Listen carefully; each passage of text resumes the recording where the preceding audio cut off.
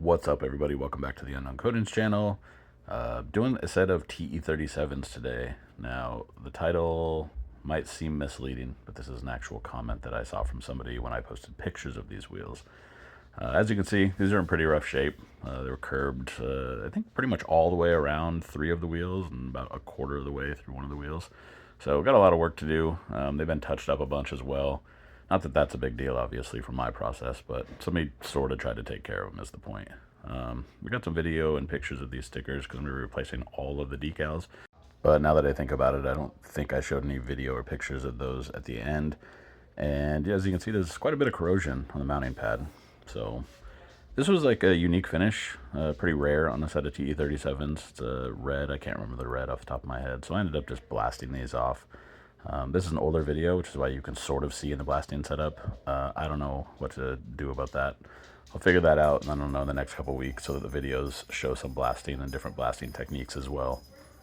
I actually have a couple different series coming up that show each step of the powder coating process, but in a little bit more depth with all the kind of tips and tricks that I have for each one of those steps. It'll probably be in more of like a members only thing or Patreon thing for the most part, but there'll be little clips posted to kind of give you guys an idea of what all that includes. So as you can see, these still have a bunch of curb rash. Obviously the blasting doesn't remove all that. I just hit these with a 80 grit disc on an orbital or a DA. These weren't bad. They didn't need welded or anything. This can be smoothed out. I tend to pay a lot of attention to making sure the profile on the lip stays the same. I don't want to have big like dips or weird rounded areas where it should be square, or squared off areas where it should be round, for example. So it's just something to keep in mind when you're sanding these. That's why you'll see me go around the entire thing and make sure it's all the same plane. Next up, obviously, is masking the back pad, which you guys have seen a million times, using green high temp tape. I typically will cut these little inserts out, or the where the studs go through, or wheel bolts, whatever you're using on your car.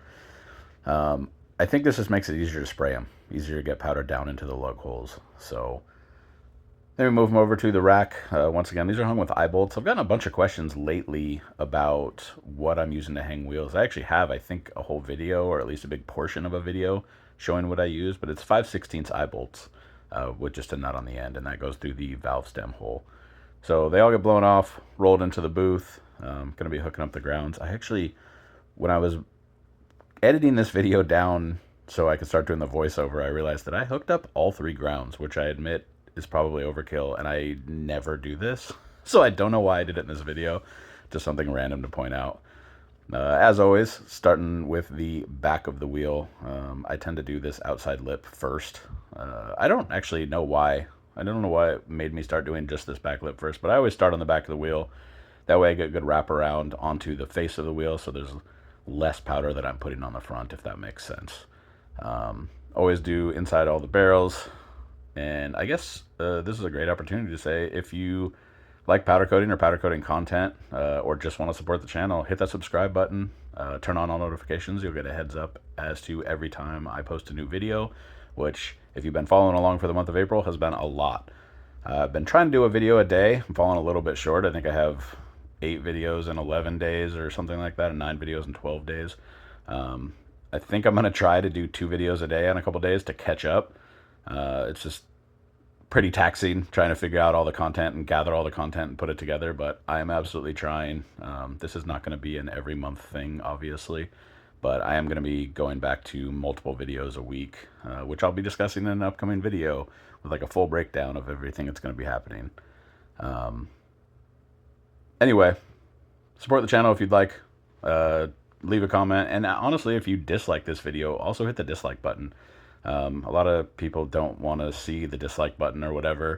I don't mind getting it, actually, because it still gives me feedback. I mean, if you guys don't like a video, I want to know.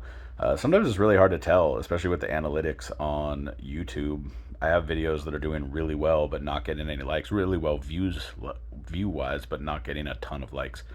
And it's always kind of hard to tell. So like I said, if you like this video, give it a like. If you dislike this video, dislike it. I really don't mind. I'm all about the feedback at this point, since I'm literally making these videos just for you guys. And this color is called English Oak from Prismatic Powders. It's just a dark, solid tone green.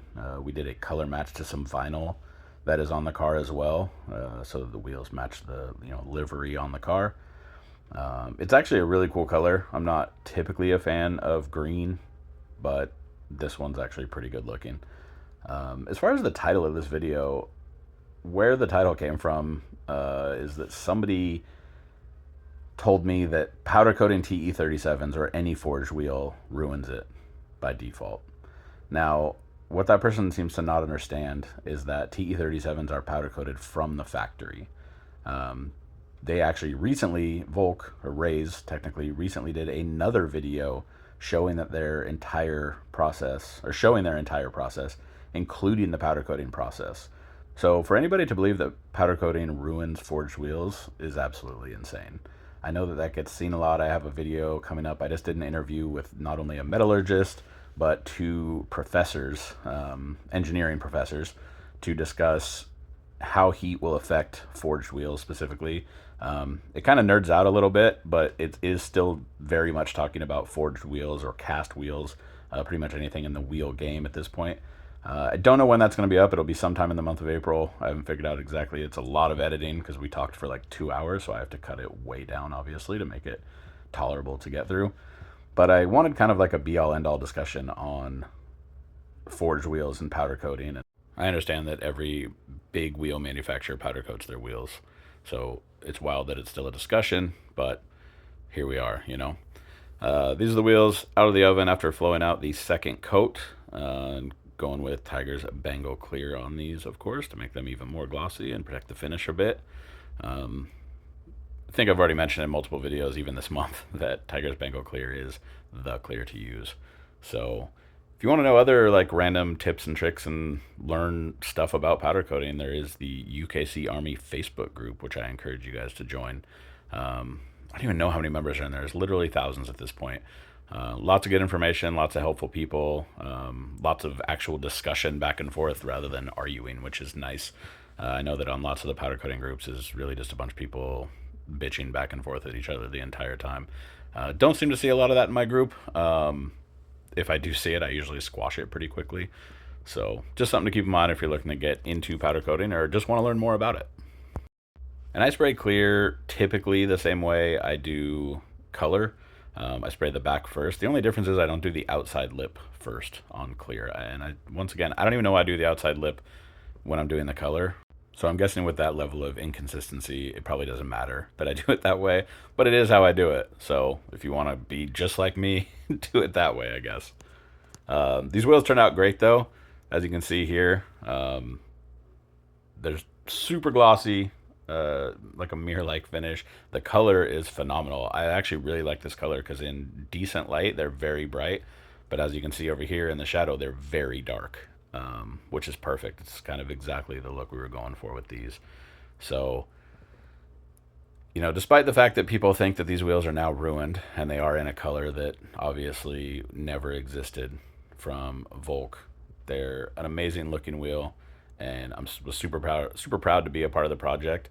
Got a picture of the car here at the end of this video to show you guys what they were on, and hope you guys enjoyed the video.